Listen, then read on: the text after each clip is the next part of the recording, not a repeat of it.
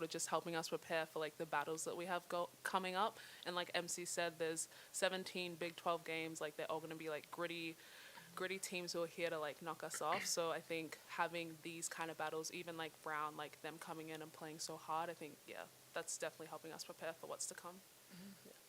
What has it been like finding your role with a team that's so talented?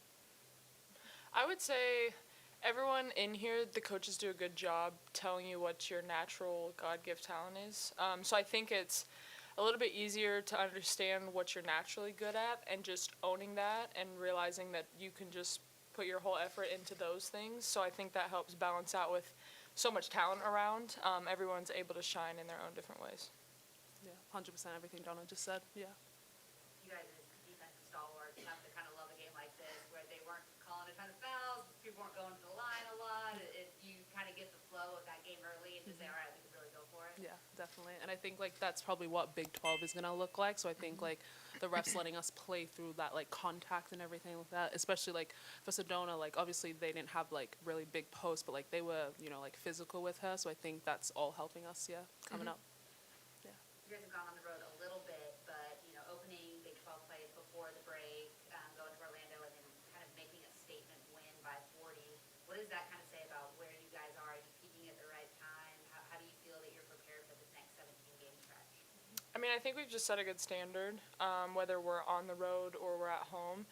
I think we do a good job with that game against UCF, setting the tone and realizing it doesn't matter where the court is or what state we're in, we're still going to play our basketball. So going into these next conference games, like I think no matter where we are, our team will still show up every single night. So.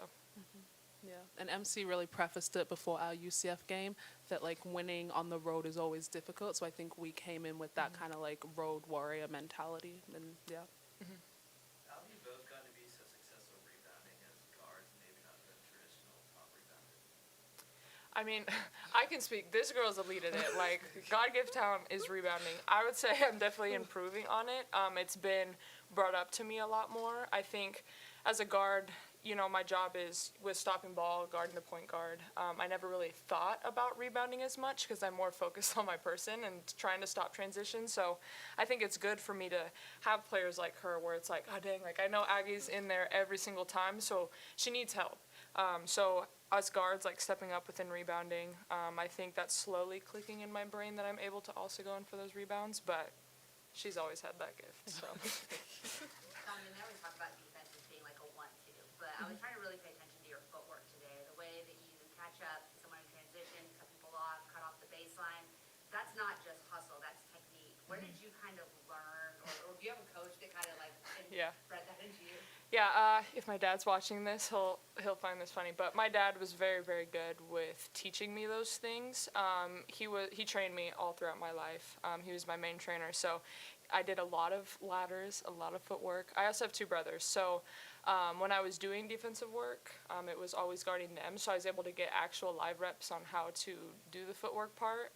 But creds to my dad on that one for sure, and it helps a lot because whether my shots are falling or not, I know I can always rely on the defensive end. So.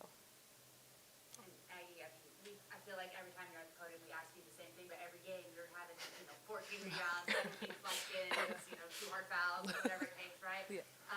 What is it in your mindset that just keeps you, even in games where you're performing at a high level offensively, just still getting in and being willing to do that dirty work? Yeah, I think it's just like I've had it ingrained in me, like do whatever I can to help the team win. And I think like you said, sometimes there is those games where offense is really flowing for me. Sometimes there's not, but I'm like Dono said, defense is something that she can always rely on. I think for me, like playing hard and like crashing boards, like getting down, getting on the floor, like those are things that I can always rely on regardless of how offense is going. Yeah. Coach Campbell talked about, coaching you guys is almost like coaching a professional team because how you just kind of come to work. But it also seems like you guys are having a lot of fun out there. Winning obviously is enjoyable, but just kind of what is this team chemistry like outside of, playing the right way, all of those things, but it seems like you guys enjoy playing with each other.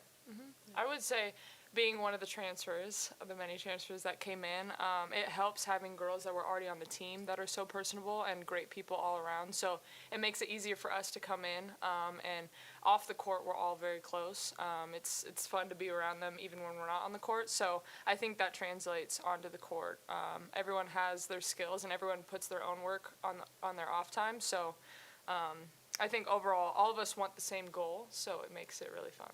Yeah, and I think like there's not really like there's no egos within this group, so everybody kind of just wants to play for each other, win for each other, and they're just like a fun group of girls to be around. What is this time of year like for you guys when you don't have classes and it's just kind of basketball and life? Like maybe a positive thing? Real answer, I love it. It's just nice to, there's student athlete, but we get to just do the athlete part right now.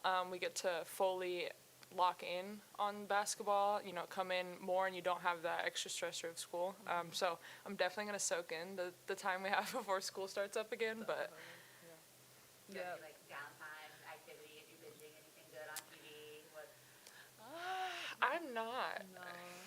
Like previous years, I've like purchased like the AMC like what's it called membership because like there's really like Right. that's probably like the thing that I do in the off time, like go watch a bunch of movies. But yeah, like it'll be like practice, like stay and do a little bit like after practice, treatment, go home, have a nap, come Right. back in the gym. So it's like being able to like get into the gym like without Yeah. feeling like I gotta go home and like work on my thesis or something like that. Right, Yeah. exactly. Is there? I know we don't want to look ahead and take a game at a time, but Yeah. with just the Big 12 slate ahead of you, is there a game you have circled on your calendar or one you're really looking forward to? Personally, I don't. I mean, I can't speak for the team. I don't know if anyone on the team has a game circled, but I'm just excited to play. Our team is really good with treating each team the same, whether it's a tough team or a lower team, I think we all show up, so personally, I don't have. I'm just excited to play.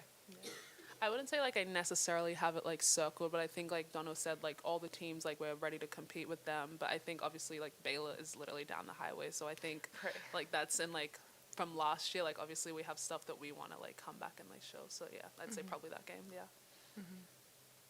We had over 3,000 fans here today. Dang. That's never happened during holiday hoops. Yeah. Just how have you observed the passion for women's basketball develop here at TCU since you've been here?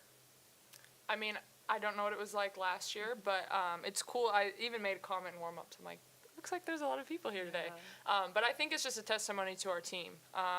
When you start winning games, people start paying attention and they really want to support. And I think our group has done a good job making it fun to watch us. So it's coming into fruition. We're just playing how we normally play, not even thinking about how many fans are going to show up, because we know that each game that comes by, slowly but surely more and more come. So I think it's just cool to have a fan base slowly build. Yeah, and like having the opportunity to do things like autographs after the game, it's awesome to see like the kids, especially the young like women's basketball teams, and it's just awesome to know that we're like inspiring them to want to come to this level.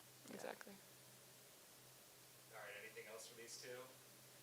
Thanks, everyone. Very Cool. New Year. Thank you guys. Thank you. Merry New Merry Year. New Year. Thank you, Brad, for that. Yeah, no, thank you. I wanted that